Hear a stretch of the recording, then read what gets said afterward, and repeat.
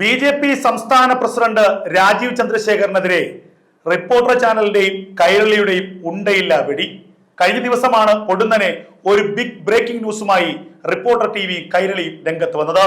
പിന്നിൽ CPM-ന്റെ ബുദ്ധിയാണെന്നതിൽ ഒരു തർക്കവുമില്ല. പൊതുവെ ആകെ നാറി നാണം കെട്ടി നിൽക്കുകയാണ് CPM. ശബരിമല സ്വർണ്ണക്കൊള്ള വിവാദത്തിൽ ഈ സർക്കാരിനെതിരെ വലിയ പ്രക്ഷോഭങ്ങൾക്കാണ് രാജീവ് ചന്ദ്രശേഖർ നേതൃത്വം നൽകിയത്. കഴിഞ്ഞ ദിവസമാണ് രാപ്പകൽ സമരം തിരുവനന്തപുരത്ത് സെക്രട്ടേറിയറ്റിന് മുന്നിൽ അരങ്ങേറിയത്.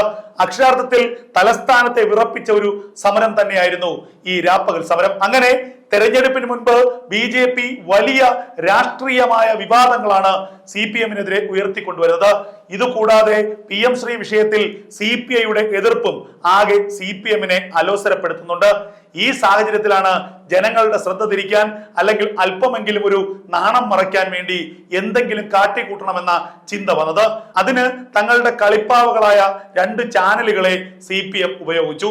റിപ്പോർട്ടർ ചാനലാകട്ടെ മെസ്സി വിവാദത്തിൽ ആകെ നാണം കെട്ട് തൊലിയുരിഞ്ഞു നിൽക്കുകയാണ്. മെസ്സിയെ കൊണ്ടുവരും, അതിനുവേണ്ടി കോടികൾ പിരിക്കും എന്നൊക്കെ പറഞ്ഞ് ആ ചാനലിന്റെ ഉടമസ്ഥൻ ആന്റോ അഗസ്റ്റിൻ വലിയ പ്രചരണം നടത്തിയിരുന്നു. ഒടുവിൽ മെസ്സിയും വരില്ല, അർജന്റീന ടീമും വരില്ല എന്ന് നാണക്കേടോടുകൂടി പൊതുസമൂഹത്തോട് പറയേണ്ടി വന്നു. അതിന്റെ ഒരു ജാള്യത കൂടി റിപ്പോർട്ടർ ചാനലിനുണ്ട്. ഈ സാഹചര്യത്തിലാണ് ഇതെല്ലാം മറയ്ക്കാൻ വേണ്ടി എന്തെങ്കിലും ഒരു നുണക്കഥ പ്രചരിപ്പിക്കാൻ റിപ്പോർട്ടർ തീരുമാനിച്ചത്. അതിന് കിട്ടിയതാകട്ടെ BJP-യുടെ സംസ്ഥാന അധ്യക്ഷൻ രാജീവ് ചന്ദ്രശേഖറിനെതിരെയുള്ള പഴയ ഒരു ആരോപണം. 2003 തന്നെ സുപ്രീം കോടതി തള്ളിയ ഒരു വിവാദത്തെ വീണ്ടും വലിച്ചിഴയ്ക്കുന്നു. KN ജഗദീഷ് എന്ന് പറയുന്ന ഒരു വ്യക്തിയുടെ ഒരു ആരോപണത്തിന്റെ അടിസ്ഥാനത്തിൽ ഒരു തെളിവുകളുമില്ലാതെ രാജീവ് ചന്ദ്രശേഖരനെ പോലെ ഒരാൾക്കെതിരെ 175 കോടി രൂപയുടെ അഴിമതി ആരോപണം ഉന്നയിക്കുന്നു. അതിന് രാജീവ് ചന്ദ്രശേഖരോ അല്ലെങ്കിൽ പാർട്ടിയോ മറുപടി പറഞ്ഞില്ല എന്നുള്ളത് ഏറ്റവും ശ്രദ്ധേയമായ കാര്യമാണ്. കാരണം അതിന് മറുപടി അർഹിക്കുന്നില്ല.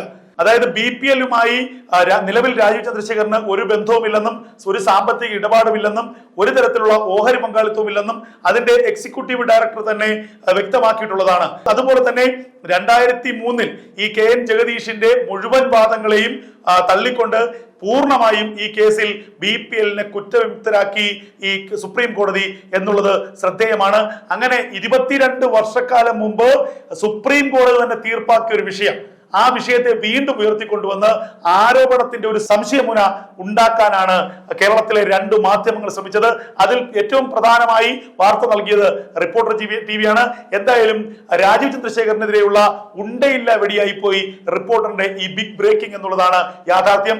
സ്വയം നാണക്കേട് മറയ്ക്കാൻ, മെസ്സി വിഷയത്തിലെ നാണക്കേടും ജാള്യതയും മറയ്ക്കാൻ വേണ്ടി മറ്റൊരാൾക്കെതിരെ ദുരാരോപണം ഉന്നയിക്കുക, അതാണ് ഇവിടെ സംഭവിച്ചത്.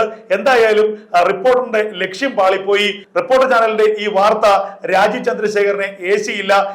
പൂർണ്ണമായും ജനങ്ങൾ ആ വാർത്ത തള്ളിക്കളഞ്ഞു. രാജീവ് ചന്ദ്രശേഖരനെതിരെ ഒരു വലിയ ഗൂഢാലോചനയാണ് റിപ്പോർട്ടർ TV-യും CPM-ഉം ഒക്കെ ചേർന്ന് നടത്തിയത് എന്നുള്ളത് ജനങ്ങൾക്ക് ബോധ്യപ്പെട്ടു കഴിഞ്ഞു.